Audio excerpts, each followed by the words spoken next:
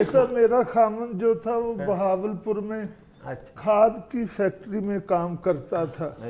6 माह के बाद आता था।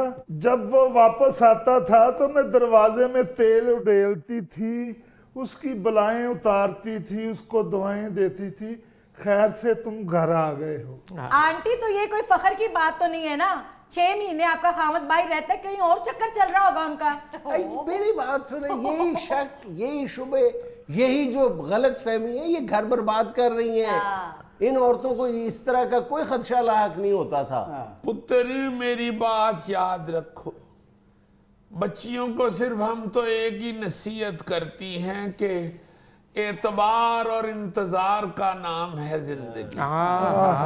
बच्ची अगर एतबार और इंतजार ही नहीं कर सकती तो उसकी जिंदगी तो फिर दोज़ख बन जाएगी। एतबार करना चाहिए खामद पे। अगर उसको शक की नजरों से देखती रहोगी तो फिर तो अपनी भी जिंदगी दोज़ख बना लोगी और उसको भी जलने कुड़ने के लिए, सड़ने के लिए फेंक दोगी। पर मैंने कभी भी अपने खाविंद पे शक नहीं किया, हालांकि मुझे पक्का यकीन था। शक तुम्हारा बनता भी नहीं था। वो कौन सा वहीद मुराद था? मुझे याद है जब वो बारात लेकर आया था तो उसके 4 दांत अगले नकली थे। जब दूध पिलाई की रस्म हो रही थी तो उसके 4 दांत गिलास में गिर गए। सालियां कह रही हैं मुझे दूध पिलाई के पैसे दो, और वो कह रहा मेरे 4 दांत वापस कर दो।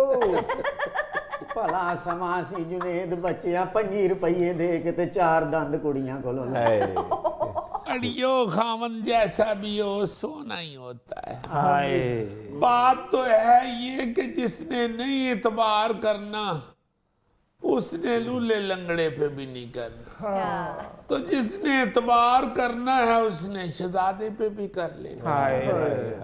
पुत्र खामद पे एतबार करते हैं, उसे कहते हैं जा खैर से, अल्लाह तेरी खैर करे, जा काम पे। जब काम पे गया हो तो पीछे से बार बार फोन कर करके बच्चियां तंग कर मारती हैं। उसका उधर भी काम सारा खराब हो रहा होता है और घर में भी टेंशन बढ़ रही होती है। आप लोग जो मर्जी कहते रहें, मैं तो अपने खामन को थोड़ी थोड़ी देर बाद कहती हूँ कि कहाँ हो तुम, वीडियो कॉल करो मुझे और अपनी लोकेशन सेंड करो मुझे, किस जगह पे तुम बैठे हो। उसको डिस्टर्ब करते हो ना बार बार ये कह के। और बेटा जाने दे, लोकेशन भेजो, वो तुम्हारा खामद है या पिज्जा डिलीवरी बॉय है?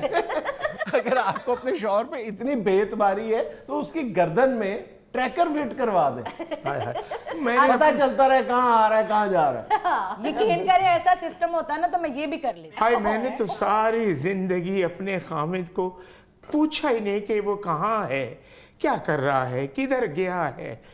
खिड़की खोल के देख लेती थी क्योंकि घर के बाहर ही तो वो आलू चने बेच रहा होता था। मैं तो सफिया अपने खामद नू अद्धा घंटा नहीं बहन दिंदी घर। क्यों? मैं सोच नहीं था कि मेरे को अद्धे घंटे तो बहुता बह गया कि किते तलाक ही ना दे दे मैनू। ऐसा ना सर, ये बुजुर्ग तो उस दौर की बातें कर रही हैं जब अपने खामद का नाम लेना भी गुनाह समझा जाता था। अब दौर बदल गया है, हम तो अपने खामद को प्यार से कहते हैं हनी, हबी। पुत्र ये हनी हबी ये चीजें मर्तबानों में होती हैं। ये अपने जिस हबी और हनी का जिक्र कर रही हैं वो प्रॉपर्टी डीलर हैं। 13 साल हो गए वो प्रॉपर्टी डीलिंग कर रहे हैं। आज तक उन्होंने कोई मकान बेचना तो दूर की बात, खरीदना दूर की बात, किराए पे नहीं चढ़ाया। बात ये है बेटा कि हम कोई नाम लेना गुनाह नहीं थी समझती जी, शर्मो हया होती थी। खामद को कह देते थे बच्चे के नाम से, बड़ा बच्चा जो होता था उसके नाम से कह देते थे, अरशद के अब्बू, आमिर के अब्बू, या कह देना अजी सुनते हो। हाँ ते पुत हुण छोरा नू हनी हबी कहना है, ਸ਼ੋਹਰ ਵੀ ਤੇ ਹੁਣ ਅੱਜ ਕੱਲ ਦੇ ਇੰਜ ਨੇ ਜਿਵੇਂ ਕਬੂਤਰ ਦੇ ਪਰ ਕੱਟੇ ਹੁੰਦੇ ਆ। ਐਡੀ ਪੱਗ ਬੰਨਦਾ ਸੀ ਚਾਚਾ ਤੁਹਾਡਾ। हाँ ਸਾਰੇ ਪਿੰਡ ਨੇ ਵੀ ਤੇ ਮੰਮੀ ਚੌਧਰੀ ਸਾਹਿਬ ਹੀ ਕਹਿਣਾ। हाँ बारिश होती थी तो सारा गांव चाचे की पग के नीचे इकट्ठा हो जाता था। सही बात है पुत्र, उस वक्त पग भी बड़ा तहफुज होता था। सारा कुंबा सारा खानदान पग के नीचे ही इकट्ठे होते थे। एक दूसरे पे शक नहीं थे करते, एक दूसरे के साथ तानाजनी नहीं थे करते, एक दूसरे के साथ मोहब्बत करते थे लोग। सभी एक दूसरे को नीचा नहीं दिखाते थे। हाँ, अब तो मियाँ बीवी हो या बाप बेटा हो या भाई भाई हो, मफादात की जंग शुरू हो गई हुई है। अपने अपने मफादात, बिल्कुल। कोई दूसरे का नहीं देखता कि उसका बेचारे को क्या काम है, क्या उसका टाइम है, किधर वो जा रहा है। बच्चियां वाकई अब बहुत झगड़ा करती हैं खामन के साथ। शर्म हया तो इतनी होती थी कि मैंने कमेटी डाली मोहल्ले में, तो कमेटी वाले ने कहा किसका नाम लिखूं, तो मैंने अपने शौहर का नाम नहीं लिया, मैंने उसको कहा कि अपने भाई का लिख लो। तो उस कमीनी ने अपने सके भाई का नाम लिख लिया और मेरी कमेटी मारी गई। ਅਸਲ 'ਚ ਜ਼ਰੂਰਤਾਂ ਹੀ ਬੜੀਆਂ ਵਧਾ ਲੀਆਂ ਹੁਣ ਲੋਕਾਂ ਨੇ। ਖਾਨਦਾਨ ਨੂੰ ਫਿਰ ਵਿਚਾਰਿਆਂ ਨੂੰ ਕਾਰੋਬਾਰ ਆਪਣਾ ਖਿਲਾਰਨਾ ਪਿਆ। ਸਾਡੇ ਦੌਰ 'ਚ ਪੁੱਤ ਜ਼ਰੂਰਤਾਂ ਹੀ ਨਹੀਂ ਸੀ ਹੁੰਦੀਆਂ। सही। ਕਿਸੇ ਨੇ ਆ ਕੇ ਮੈਨੂੰ ਪੁੱਛਣਾ ਘਰ ਵੀ ਚਾਚਾ ਕਿੱਥੇ ਆ, ਤਾਂ ਮੈਂ ਕਹਣਾ ਆ ਚੜਿਆ ਜਾਮ ਨੂੰ ਤੇ